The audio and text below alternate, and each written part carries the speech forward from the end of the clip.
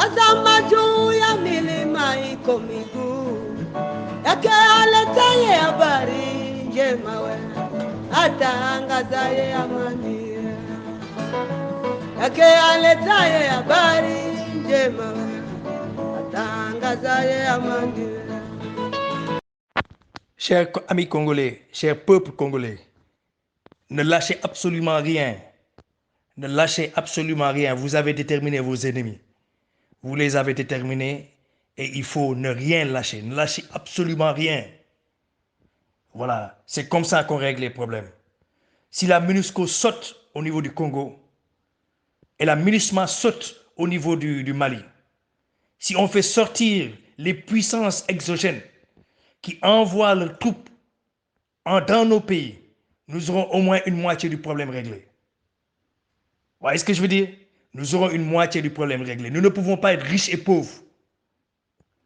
Ces MINUSCO, MINUSMA, MINUSMI, etc., comment ils s'appellent, de leur nom qu'on les appelle, elles ne sont là en fait que pour maintenir la terreur et garder les populations dans la terreur. C'est par ces MINUSCO, MINUSMA, etc., qu'on fait passer les armes. C'est par ces soi-disant œuvres de paix, armées de paix, qu'on fait passer la guerre.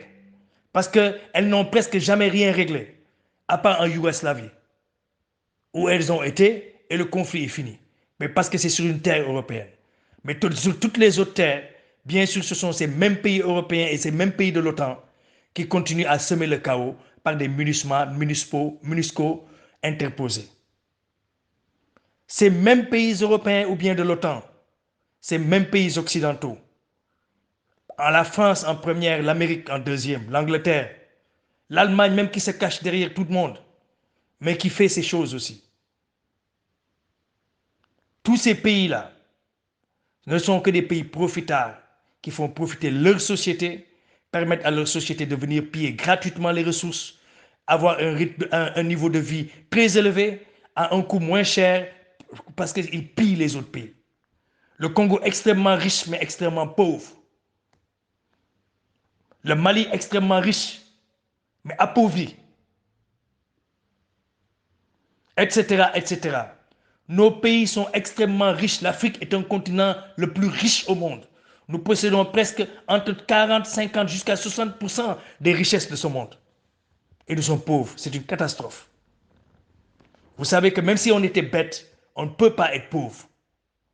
Ce n'est pas que les populations africaines sont bêtes, mais c'est qu'elles sont prises en otage. C'est une prise d'otage qui n'a pas arrêté. Depuis plus de 2000 ans, 3000 ans, ces populations, ces peuples sont contre nous. Ils nous ont déclaré des guerres sans pour autant, ils nous font la guerre sans déclaration de guerre. Et nous sommes là en train de regarder. Peuple du Congo, ne lâchez absolument rien. Vous avez déterminé vos ennemis, ne lâchez pas. Et prochainement, ce sont des manifestations devant la France, devant l'ambassade de la Belgique, devant l'ambassade des États-Unis. Des manifestations devant l'ambassade de la France, de la Belgique, des États-Unis, devant celle du Rwanda. C'est ça que nous voulons voir.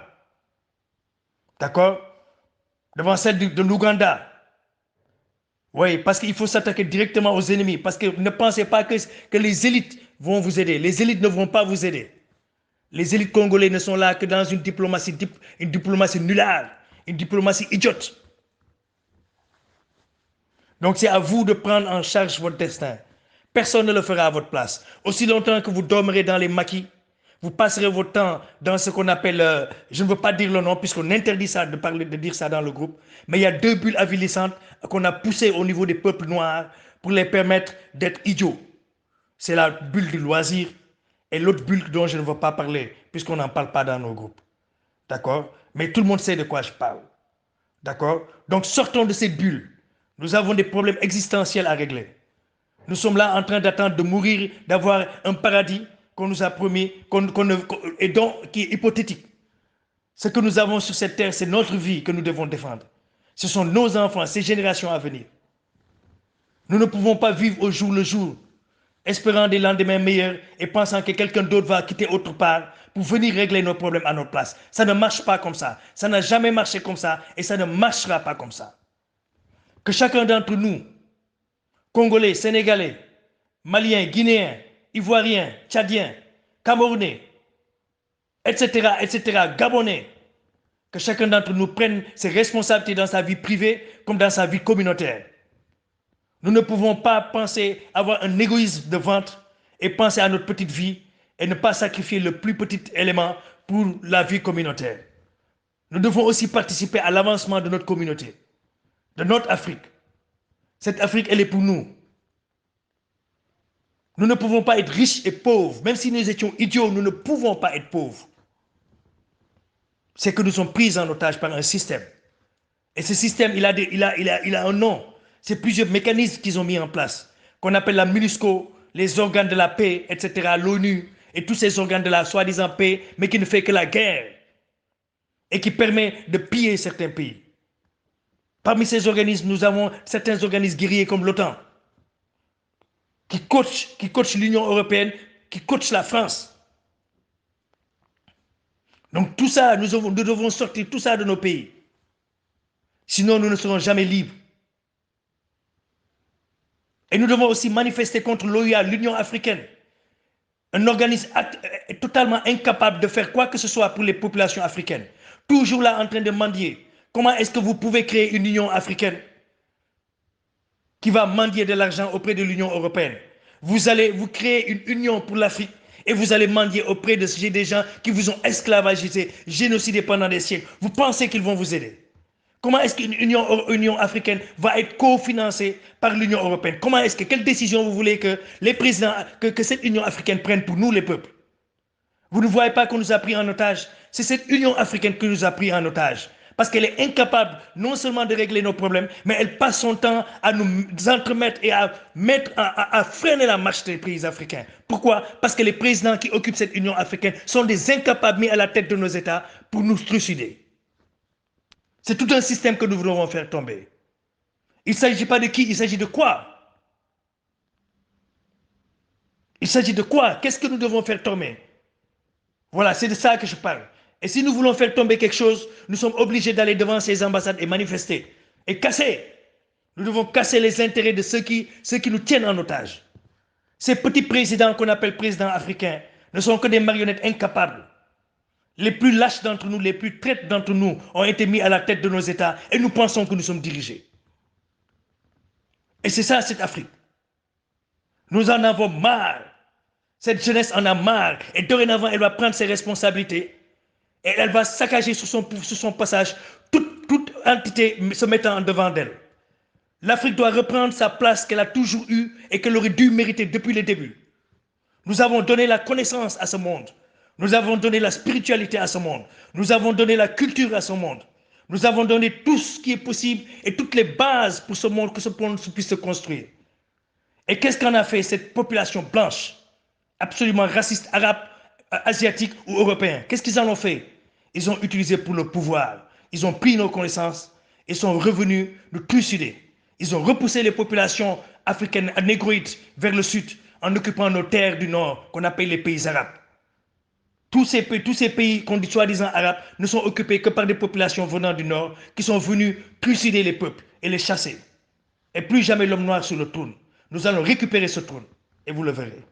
Cette jeunesse africaine n'acceptera pas. Elle sera comme une boule de feu qui va tourner sur vous et qui va venir démolir tout sur son passage.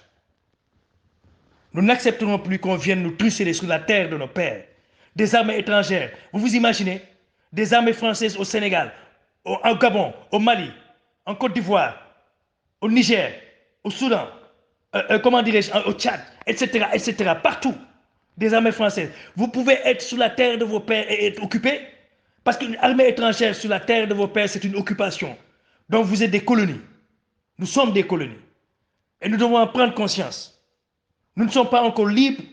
Nous devons ce siècle-ci mener le combat de libération. Si nous ne le mènerons pas, nous sommes partis pour 2, 3, 4, 5, 6 siècles d'esclavage. Parce que cet esclavage ne fait que changer de visage. Ils sont en train de vouloir placer l'esclavage 2.0. Parce qu'il manque de toutes les ressources. Et que tout ce monde entier là, toute cette population blanche, et compte sur l'Afrique maintenant pour redémarrer. Tous les pays extrêmes, toutes ces puissances comptent sur l'Afrique pour démarrer. Même la Russie compte sur l'Afrique pour démarrer. Et nous sommes là, en train de compter sur eux. Nous ne pouvons pas être aussi bêtes que ça. ou bien nous sommes devenus ce qu'ils ont fait de nous. Il faut que nous reprenions l'honneur de nos ancêtres qui ont eu à mourir. Il faut que tout homme africain, toute femme africaine, il faut que toute jeunesse africaine sache revisiter son histoire. Et je précise bien, c'est très important. Parce que aussi longtemps que nous n'aurons pas revisité nos histoires, repris nos erreurs réelles, réappris notre spiritualité, reprendre tout en main, nous ne pourrons pas reconnaître les schémas de chasse de nos oppresseurs pour pouvoir faire changer les donnes. Parce qu'à chaque fois que nous changeons les hommes, que nous soi-disant nous disons que ce sont les mauvais hommes, le système a la possibilité d'en remettre d'autres et rebolote. C'est parce que nous n'avons pas compris le système et nous n'avons pas observé les schémas de chasse de nos oppresseurs.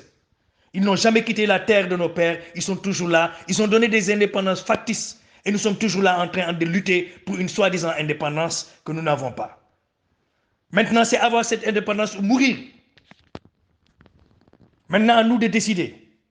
Soit nous refusons ce combat, soit nous refusons ce combat. D'accord? Où que nous soyons, nous devons combattre à notre manière. Si nous refusons ce combat, c'est que nous sommes des lâches. C'est que nous sommes devenus des lâches. Je peux comprendre que nos ancêtres, par défaut de connaissance, par rapport au machiavélisme de leurs oppresseurs, n'avaient pas su que ceci allait venir à ce point les opprimer. Ils n'avaient pas cette idée qu'il y aurait eu des peuples aussi machiavéliques venant d'autre part, venir pour les opprimer et les esclavagiser. Ils n'étaient pas préparés à un aussi gros machiavélisme. Ils n'avaient pas l'information. Mais nous, cette génération, nous avons l'information. Et si ceux qui veulent s'éduquer vont s'éduquer, ceux qui veulent se former de manière afrocentriste vont le faire, et ceux qui préfèrent être aliénés vont aussi le faire. Parce que l'aliénation est un choix maintenant. La bêtise est un choix maintenant. À l'heure où l'information circule en temps réel, à l'heure où nous avons la possibilité de nous former nous-mêmes, nous pouvons nous-mêmes nous former sans aller à l'école. Parce que cette histoire qu'on nous a cachée et qu'on continue de nous cacher, qu'on ne nous apprend pas dans ces écoles africaines, où on ne nous apprend pas notre propre histoire, on va nous apprendre l'histoire des Français et de nos oppresseurs, laissant notre histoire de côté. À cette heure-ci, nous avons, nous les populations, la responsabilité et le devoir d'aller nous-mêmes prendre la connaissance directe, comme dirait Cheikh Anta Diop. Nous n'avons plus le choix. Soit nous luttons, soit nous mourons. Parce que au tournant de ce monde, où les ressources commencent à manquer, tout ce monde est en train de vouloir balkaniser l'Afrique et tout ce monde est en train de vouloir venir chercher son manger en Afrique. Qu'est-ce que ça veut dire? Ça veut dire que nous serons des esclaves sur la terre de nos pères. Sur cette terre ne nous appartiendra plus. Nos terres, les Chinois sont en train d'acheter nos terres. Les Européens sont en train d'acheter nos entreprises. Les Occidentaux sont en train d'acheter nos terres et nos ressources. Il nous reste quoi à la fin de la journée? Il nous reste quoi? Il nous reste à travailler pour eux comme des esclaves sur la terre de nos pères. Vous voyez ce que je veux dire? Un jour, ils décideront de tellement nous endetter qu'ils vont revenir ramener leur population, venir habiter chez nous et venir occuper nos terres et nous serons des esclaves, une minorité sur notre propre terre. Ce n'est pas pour rien que les populations noires sont au sud du Sahara. C'est parce qu'elles ont été repoussées par le même système, par les populations blanches qui ont occupé la terre des Noirs. Et c'est cela qu'on appelle arabe. Et cette même mouvance est en train de continuer dans le Sahel. On est en train d'islamiser à fond et d'extrémiser les populations africaines noires. On est en train d'utiliser les hommes pour les amener au front, pour les transformer en djihadistes. Un peu partout, jusqu'en Centrafrique, vous vous imaginez, jusqu'au plus profond de l'Afrique, on parle de djihadisme. Mais qui meurt à la fin de ce djihadisme? Au début, c'était des Arabes qui venaient djihadiser nos frères, qui venaient obliger nos frères et sœurs, qui venaient islamiser de force, extrémiser nos frères et sœurs. Maintenant, ils ont laissé le virus en nous. Parce que ces Arabes-là sont en collaboration avec les Occidentaux et avec les Européens. Et parce que cette collaboration n'a jamais cessé. Pourquoi? Parce que les Arabes, à l'origine, sont d'origine européenne et sont d'origine nord.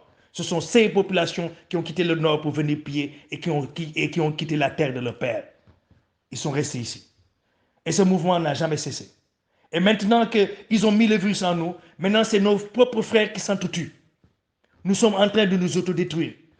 L'Afrique noire du nord au sud est en train de s'autodétruire. Du nord au sud du Sahara sont en train de s'autodétruire. Hein? L'Afrique subsaharienne est en train de s'autodétruire. Pourquoi? Parce que les djihadistes, ce sont nos propres enfants qu'on a enrôlés. Et dans les armées, ce sont nos propres enfants. Donc d'une manière ou d'une autre, c'est nous qui mourrons. C'est de l'autodestruction. Ils veulent une Afrique sans les Africains. Il faut qu'on comprenne. Ils veulent une Afrique sans les Africains. Ils vont vider l'Afrique de sa substance masculine. Parce que ce sont les hommes qu'on tue. Ce sont les hommes qu'on tue d'une part ou d'une autre. Quand une armée régulière se combat des djihadistes, ces djihadistes sont noirs, ce sont nos propres enfants qu'on tue. Et quand les djihadistes tuent l'armée, ce sont nos propres enfants qu'on tue. Vous voyez ce que je veux dire? Voilà. Donc cette Afrique qui a été vidée de sa substance masculine pendant l'esclavage. D'accord? Et le même mouvement est en train de se faire. Ils veulent l'Afrique sans les Africains. Et c'est nous qui achetons les armes en contrepartie de nos ressources.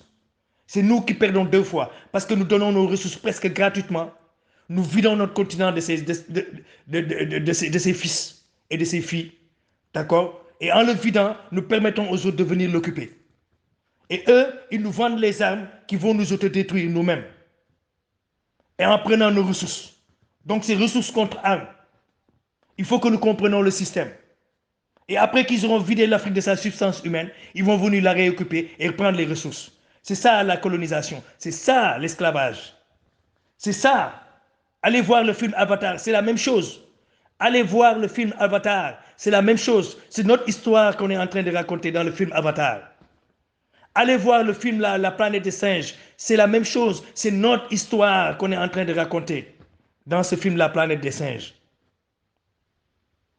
Donc à tout un chacun, il faut que nous sachions que d'une part et d'autre, nous devons prendre nos responsabilités et lutter d'une manière ou d'une autre. Nous n'avons pas le choix, que ce soit dans notre vie personnelle. Nous avons l'obligation de faire quelque chose de bien de nos vies, de notre vie personnelle. Mais nous avons aussi l'obligation de donner aussi à cette société qui nous a donné la vie, à ce continent qui nous a donné la vie, à cette maman africaine, tout donné à ce monde. Nous devons donner à l'Afrique ce qu'elle mérite. Cette vie a pris naissance en Afrique. Ce n'est pas pour rien. Nous ne pouvons pas être là et passer notre temps dans les maquis, passer notre temps dans les sanctuaires, passer notre temps partout, mais hors de là où nous devons passer notre temps. Le temps, il est précieux, nous devons l'utiliser. Parce que le temps de vie que nous avons, quand il part, il ne revient plus.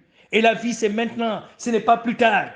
Personne n'est déjà mort et allé au paradis ou en enfer pour revenir dire qu'il a vu ça. Donc occupons-nous de cette vie et essayons de la parfaire. C'est là le combat que nous devons mener. Le combat, il n'est pas après la mort. Le combat, il est là pendant la vie pour parfaire et aider les générations prochaines à avoir un avenir meilleur. Et ce monde ne pourra changer que si l'homme noir prend le pouvoir. Et c'est ça la réalité. Nous devons avoir un désir de puissance.